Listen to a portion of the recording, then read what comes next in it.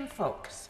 Thank you, Madam Deputy Speaker. And a year after the lockdown, can I begin by thanking those in my own constituency of North Somerset, of course, the core workers that we recognise so often in the NHS and in education, but also those on the supermarket tills, those public sector transport workers, those who have been delivering to our homes and have kept our lives going and don't always get the mention that I think they deserve. The community groups and the volunteers who silently and often invisibly manage to keep our communities afloat. And above all else, the men, women and children in all our constituencies who've forgone the basic human pleasures of families and friends to make sacrifices to keep the rest of us safe. I have to say, Madam Deputy Speaker, very unlike the selfish, reckless and self-indulgent individuals who were rioting close to my constituency in Bristol last weekend.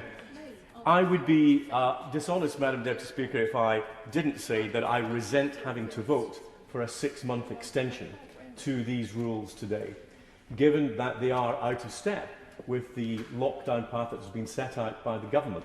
But I also accept that we have no alternative, given the legislative position in which we find ourselves, and therefore will support the government today. But when we look back on how we have handled this, including the legislative elements, I think that we need to ensure, because this will, or a similar situation will happen again in the future, that we do not allow such long time periods for the government to hold emergency powers without the House of Commons being able to review them on a regular basis.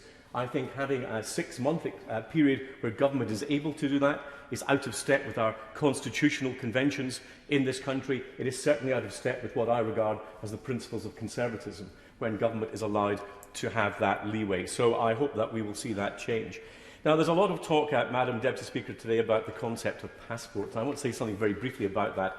First of all, we're all used to having, in international travel, the concept that you cannot cross a border without having immunisation. That is a perfectly reasonable thing for any country, including the United Kingdom, to want to do. It's when it comes to domestic issues that I think there is a real problem.